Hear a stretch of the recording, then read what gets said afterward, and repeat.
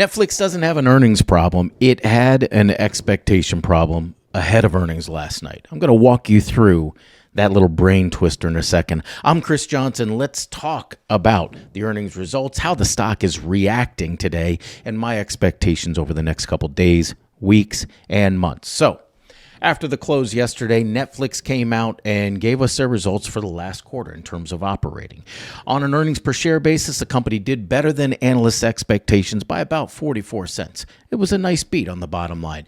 Top line, though, on the revenue, the amount of money that they brought in for the quarter was lighter than analysts' expectations. We call it mixed results on Wall Street. Now, the company also followed that up with expectations for next quarter, and it was more of the same. They guided the street higher. So in other words, are giving estimates that are higher than what Wall Street expects for next quarter at $3.52. Wall Street expects next quarter to come in at $3.23.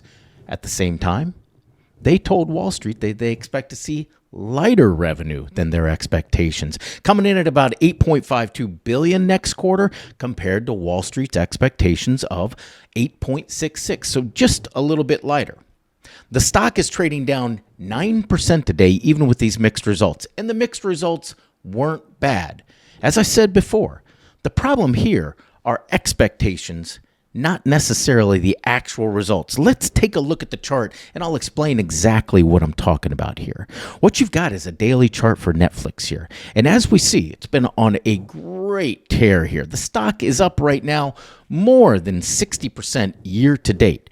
It's been a leader as it's kind of regained its strength as the streaming king here. But this last little kick up higher, where we broke up to $480, away from that $450, and especially in the last couple of days.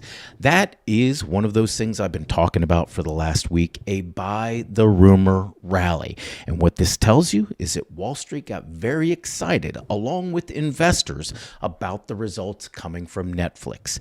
They priced the stock to perfection. Their expectations increased at the last moment. So when you have stocks that are priced for perfection, you really have to have earnings results that exceed on every level. Netflix gave us mixed results, even though they were good, and even their outlook is still looking good. But nonetheless, the stock was priced for perfection. So what do you get? A 9% pullback in the stock. Now, this is not the end of the trend for Netflix right now.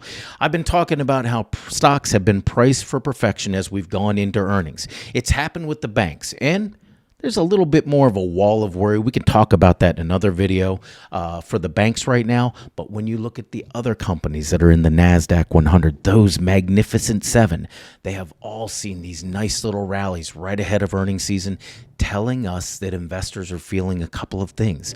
FOMO, fear of missing out right now. If good results come in, these stocks are going to go higher.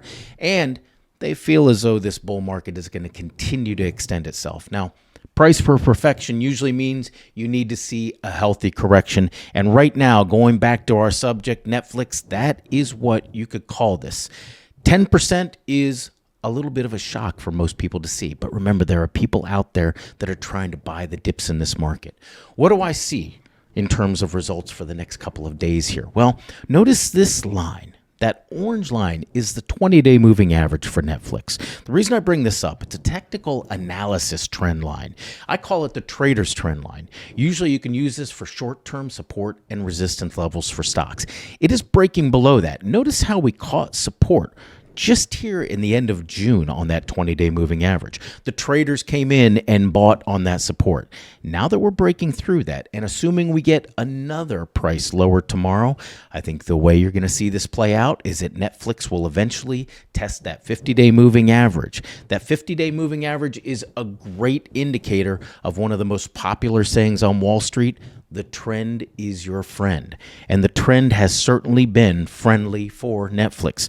Notice how when we broke above the 50-day here, the stock took right off. Notice again when we tested it here, the stock took off. As long as I see this trend moving higher, that 50-day moving average leading higher, it tells me 4 to 6 weeks from now, we should see Netflix shares priced even higher. So How do I trade this right now?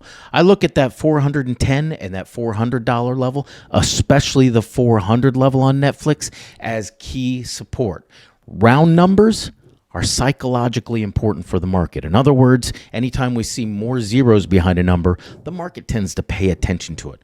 We like to keep the math simple, is basically the way that you should look at that. So a pullback below that 20-day moving average should result in a test of that $410 to $400 level. At that point, it is going to be critical that Netflix holds that support in order to keep this rally intact, and that would represent a healthy correction. Where does the stock go from there? That's your short-term perspective. Let's look at the long-term perspective by looking at a monthly chart.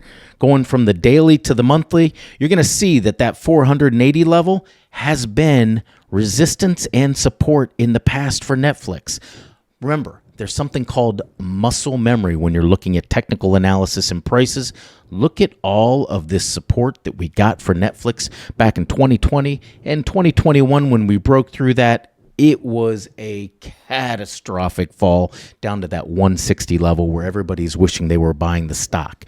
Right now, I expect to see more of the same. We should run back up to that 480 level after we touch that 400, 410 level for support. And at that point, expect to see some resistance. It should time right up with when we're going into next quarter's earnings, as long as we hold that 50-day. And at that point, you would expect to see the stock break up towards a $500 price target. Not bad, 25% from the support that you could see at that 400, 410 level. And that is the way that I will be trading it from the long-term perspective.